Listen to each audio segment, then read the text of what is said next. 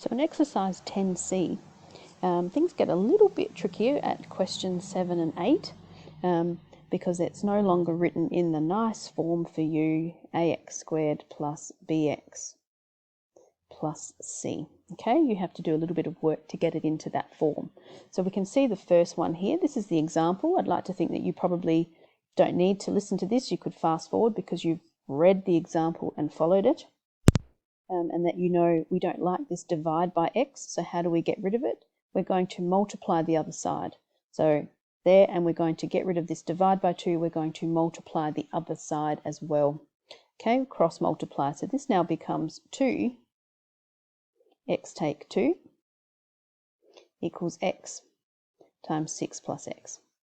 And now it's a simple matter of expanding our brackets.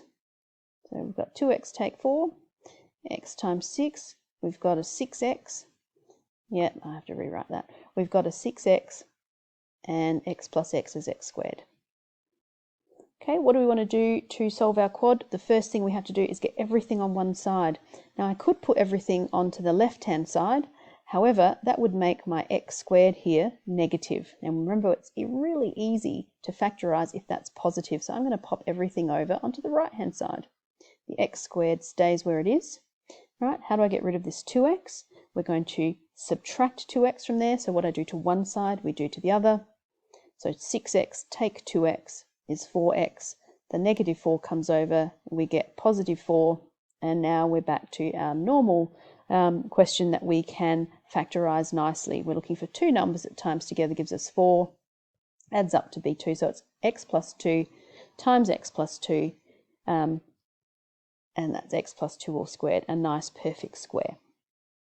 All right, so try and have a go at question 7 and 8. I'll do a couple for you so you can sort of stop the video. You might not have to look at anything more. Let's have a look at this one to get started. Once again, we're going to cross multiply, just like we did with the example.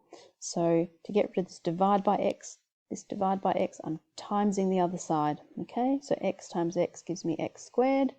4 times 1 gives me 4. Now I've got an option here. I could say, let's get rid of this squared. So to get rid of the squared, I square root 4. And remember, when you square root, you can have a plus or minus answer. So that's how we get the plus or minus 2.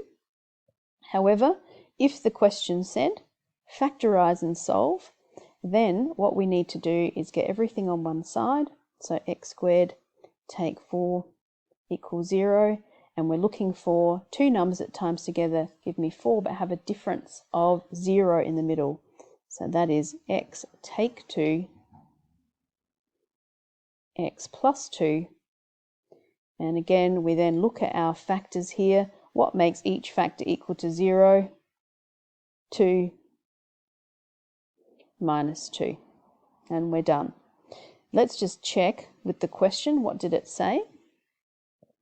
So it didn't actually say to do it by factorization.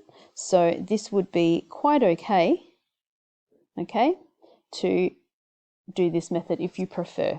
But remember, that won't always work. Most of the questions are pretty much the same, but I need you to practice them all, please. Practice makes perfect, and it means that you can do it without thinking too much. And your times tables will just keep improving out of this world. If we look at F, it's a little bit different. And you might be going, oh, what goes on now? But just remember, the hint here is that x is technically over 1. Okay? So then we can do our cross multiplying as we normally do. So 1 times x plus 2 is x plus 2. I'll remind you again at this time, please, you don't have to listen to the whole video. Pause it. And if you don't have to get those hints, that's great. X times x gives me x squared. Okay, what do we do at this point in time? Remember, we have to get everything over on one side. And I like to keep my x squared positive, so it's going to be x squared. I'm bringing that x over, it becomes minus x. To get rid of that plus 2, we take 2. And we're not done because the whole point is we want to factorize and solve. Now we can't do it like we did it here, because it's just not a single x squared in a number. We have to factorize. So to get my x squared, it's x times x. What are two numbers that times together give me 2? Well, the only factors of 2 are 1 and 2. So which one's positive, which one's negative? I want minus 1x here, minus 1, so that has to be minus 2 times positive gives me the minus that I want. So x equals minus 1 and x equals 2.